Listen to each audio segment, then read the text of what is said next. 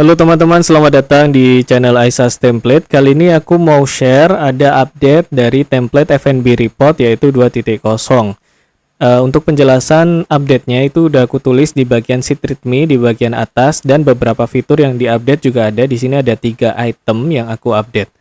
Lalu di sini teman-teman kalau mau menggunakan script juga bisa mengaktifkan saja. Di bagian sebelah kanan sudah aku kasih tutorial untuk mengaktifkan script dari update harga otomatis ya, update harga menu dan HPP otomatis itu bisa dilihat di bagian sebelah kanan ini. Dan kalau misalnya nggak diaktifkan juga nggak apa-apa, nanti bisa tetap pakai, tapi inputnya secara manual. Sheet selanjutnya adalah sheet setup. Ini adalah pengaturan dasar dari template ini, jadi teman-teman bisa menyesuaikan saja mulai dari expense, unitnya apa aja, lalu akun keuangan yang digunakan apa, menu kategorinya apa, dan order by-nya ini juga bisa disesuaikan kembali. Untuk profile ini opsional. Lalu di sebelah kanannya itu ada menu information. Di sini teman-teman bisa tulis semua menu yang teman-teman jual. Lalu ada bahan baku juga harus ditulis terlebih dahulu sebagai stok awal. Dan sudah aku jelaskan di bagian atas, bisa langsung dibaca aja untuk cara mengisi ini ya, bahan baku stok awal atau saat menggunakan template ini. Dan nanti ketika berganti tahun, misalnya 2026, teman-teman mau bikin filenya itu berbeda gitu ya, maksudnya 2 file gitu ya, jadi ada 2025, 2026. Nah nanti 2026 tiap ganti tahun atau tiap ganti tahun bisa diisi dengan cara seperti ini di bagian atas ini. Lalu sheet selanjutnya adalah sheet summary. Ini adalah sheet laporan usaha teman-teman dari mulai per bulan hingga 1 tahun pada tahun berjalan. Dan di sheet summary ini tidak banyak yang diedit atau diisi, cukup mengganti di bagian bulannya saja laporan yang ingin ditampilkan gitu. Kalau misalnya bulannya ini dihapus, maka tampilan laporannya itu dalam 1 tahun. Dan untuk mengganti tahunnya, teman-teman bisa pakai formula 01-01 tahunnya, seperti itu ya untuk mengganti tahun. Jadi jangan ditulis 2025, 2026 gitu, jangan. Lalu di sini teman-teman nanti bisa lihat semua laporannya ya. Dan sheet selanjutnya itu adalah sheet stock dan purchase. Ini digunakan untuk memantau stok teman-teman gitu. Jadi di bagian tabel stok itu teman-teman cukup ngisi di bagian minimal stok ini aja, yang ini, supaya untuk memperingatkan gitu minimal stok. Jadi misal sisanya nih 500 dan di sini ditulisnya minimal stok 300, maka nanti di bagian status itu akan muncul kayak time to order atau reorder soon seperti itu. Itu hanya peringatan aja. Jadi mau diisi minimal stoknya juga boleh, enggak juga nggak apa-apa. Di sini di sheet stock dan purchase ada tabel purchase-nya juga. Jadi teman-teman harus ngisi pembelian bahan baku mulai dari tanggal, supplier, bahan bakunya apa, quantity berapa, unitnya berapa, price-nya berapa, dan note. Ini contohnya, untuk tanggal bisa double klik aja atau menggunakan format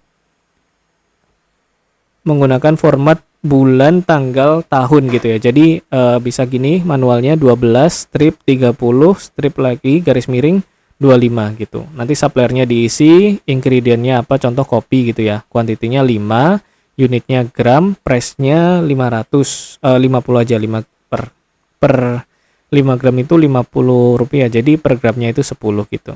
Nanti otomatis di sini udah nambah kok di bagian stoknya. Jadi teman-teman nggak perlu ribet lagi. Lalu sheet selanjutnya ini adalah sheet resep. Di bagian sheet resep ini wajib diisi karena nanti sheet resep ini akan berpengaruh ke fitur-fitur yang lainnya. Untuk bagian menu ini tidak perlu teman-teman isi lagi karena sudah otomatis muncul menyesuaikan menu informasi yang teman-teman isi di bagian sheet setup tadi. Cukup pilih menu kategorinya apa. Lalu untuk menu quantity ini adalah berapa menu yang bisa dihasilkan dari resep yang akan ditulis di sini. Kan ini produknya kopi ya, karena produk kopi itu kan sekali bikin jadi cukup aku tulis 1 aja dalam 1 resepnya gitu.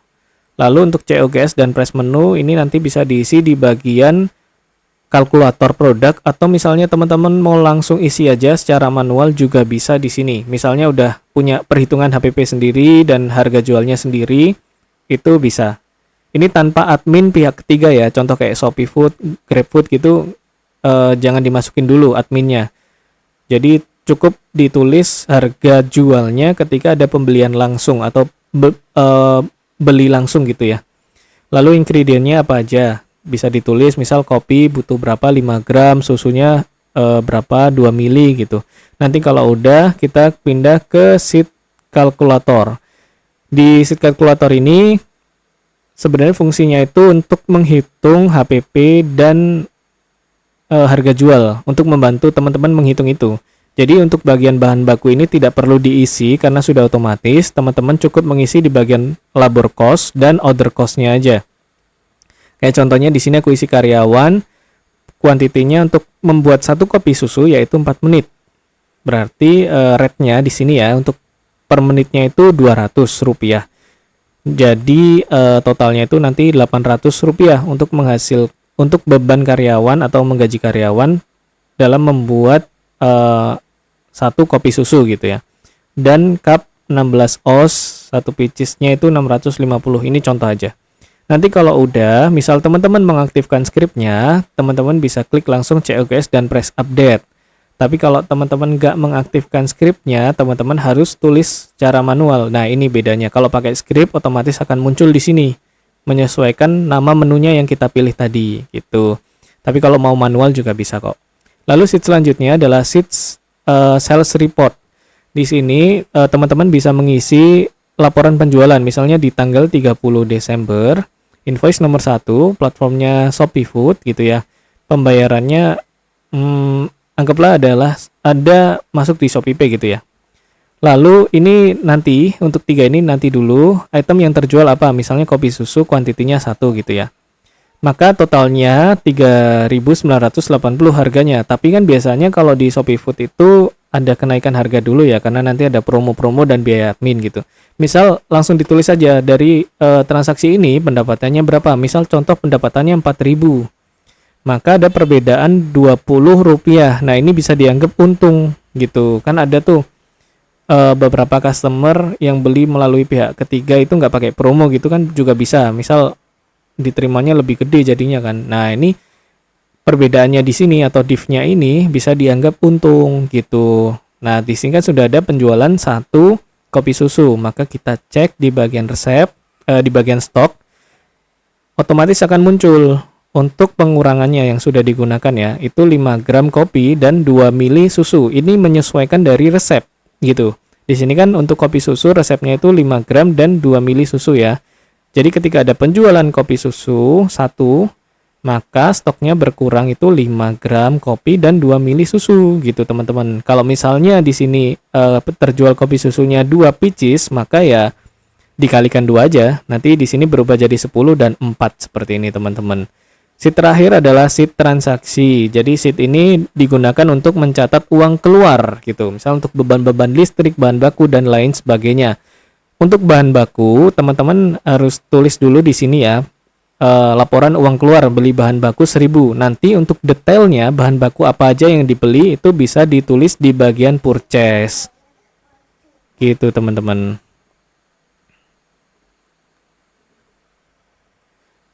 Jadi dari pembelian bahan baku ini, misal beli bahan baku 1.000 gitu ya. Nanti teman-teman harus tetap nulis di bagian purchase ini, misal beli apa kopi berapa gram gitu, yang totalnya 1.000 itu di tanggal 30 Desember.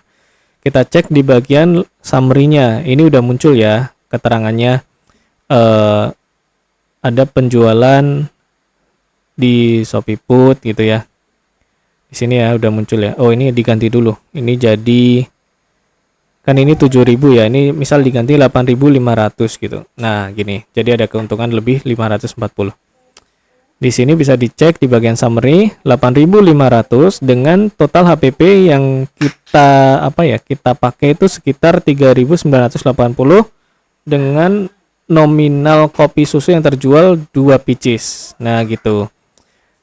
Ini adalah laporan dari produknya yang terjual berapa gitu. Nanti teman-teman bisa lihat total net revenue-nya berapa dikurangin COGS, jadi profitnya 4.520, lalu dikurangin dari total expense, ini adalah diambil dari seed transaksi. Maka profit yang sebenarnya adalah 1.520 ini di bulan Desember gitu. Kalau misalnya dihapus ya laporannya sama karena 1 tahun ya. Tapi kalau kita ganti ke bagian November maka 0 karena nggak ada penjualan di bulan November gitu teman-teman. Kalau teman-teman mau pakai template ini untuk menjalankan usaha UMKM di bidang F&B, ini cocok banget. Kalian atau teman-teman bisa ambil template ini dengan klik link yang ada di deskripsi. Sampai bertemu di video selanjutnya.